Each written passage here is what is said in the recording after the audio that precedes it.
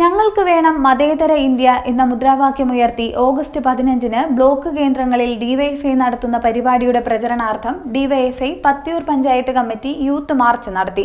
CPM Kayamkulam area secretary B Abin Shah ഉദ്ഘാടനം ചെയ്തു. ഞങ്ങൾക്ക് വേണം ജോലി, ഞങ്ങൾക്ക് വേണം മതേതര ഇന്ത്യ എന്ന മുദ്രാവാക്യമുയർത്തി ആഗസ്റ്റ് 15-ന് ബ്ലോക്ക് കേന്ദ്രങ്ങളിൽ ഡിവൈഎഫ്ഐ നടത്തുന്ന പരിപാടിയുടെ പ്രചാരണാർത്ഥം DYFI Pathiyoor panchayat committee youth march നടത്തി. CPM Kayamkulam area secretary B Abin Shah, ജാഥ ക്യാപ്റ്റൻ ഡിവൈഎഫ്ഐ ജില്ലാ കമ്മിറ്റി അംഗം അഡ്വക്കേറ്റ് മിനീസ ജബ്ബാറിന് പതാക കൈമാറി ഉദ്ഘാടനം നിർവഹിച്ചു. നമ്മുടെ നാട് മഹത്തായ പൈതൃകങ്ങളുള്ള നാടാണ്. നമ്മുടെ നാട് മതേതരത്വത്തിന് പേരുകെട്ട നാടാണ്. ഇവിടെയാണ് മഹാനായ ശ്രീബുദ്ധൻ ജനിച്ചത്. ഇവിടെ ബുദ്ധനെ കുറിച്ച് ഞാൻ പറയുമ്പോൾ വർത്തമാനത്തിൽ ഗൗരവമായി പഠിക്കേണ്ടയാളാണ് ബുദ്ധൻ. ബുദ്ധനാണ് ആദ്യമായി പറയുന്നത് വിഗ്രഹങ്ങളും ക്ഷേത്രങ്ങളും ഉപേക്ഷിക്കാൻ.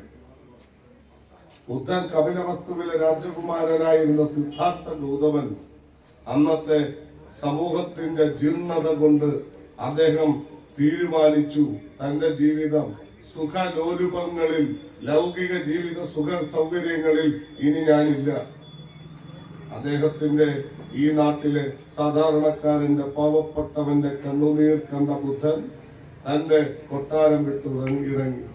തന്റെ പ്രിയപ്പെട്ട ഭാര്യയെയും തന്റെ പ്രിയപ്പെട്ട മകനെയും ഇനി ഒരിക്കൽ പോലും കാണാൻ കഴിയില്ല എന്ന് ഉറപ്പാക്കിക്കൊണ്ട് അദ്ദേഹം ഈ നിസ്വവർഗത്തിന് വേണ്ടി ഇറങ്ങി പുറപ്പെട്ടു.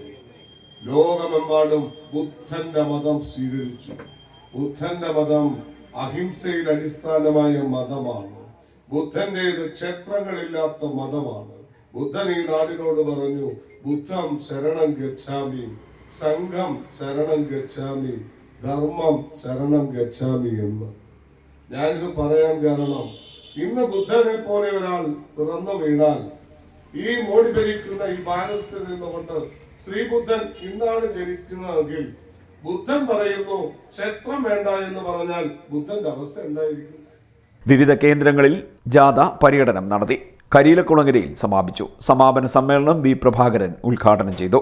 വിവിധ കേന്ദ്രങ്ങളിൽ vice captain Akhil ST, manager PR Sreejith, Athuljith, Lenin, Sanyal, Archana, Sreekanth Pathiyoor എന്നിവർ സംസാരിച്ചു.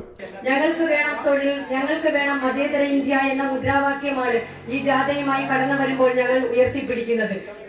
ഈ ഓഗസ്റ്റ് 15-ന് ഡിവൈഎഫ്ഐ ബ്ലോക്ക് കേന്ദ്രങ്ങളിൽ ആയിരക്കണക്കിന് യുവതി യുവാക്കൾ അണിനിരക്കുന്ന സമരസംഗമം സംഘടിപ്പിക്കുകയാണ്. ഇതിന്റെ മുന്നോടിയായിട്ടാണ് ഈ കാൽനട പ്രചരണ കേരളത്തിൽ ഉടനീളം എല്ലാ മേഖലാടിസ്ഥാനത്തിലും കടന്നു വരുന്നത്. നാം പൊരുതി നേടിയ സ്വാതന്ത്ര്യത്തിന് 78 വയസ്സ് തികയുകയാണ്. നമ്മുടെ ദേശീയ പ്രസ്ഥാനത്തിന്റെ മുന്നണി പോരാളികൾ സ്വപ്നം കണ്ടതിൽ നിന്നും തികച്ചും വ്യത്യസ്തമായ രീതിയിൽ നമ്മുടെ സ്വാതന്ത്ര്യം കിട്ടി 3/4 നൂറ്റാണ്ട് പിന്നിടുമ്പോൾ നമ്മുടെ രാജ്യം വിപരീതമായ ദിശയിലേക്ക് സഞ്ചരിക്കുന്ന അതിദയനീയമായ കാഴ്ചയാണ് നാം കണ്ടുകൊണ്ടിരിക്കുന്നത്.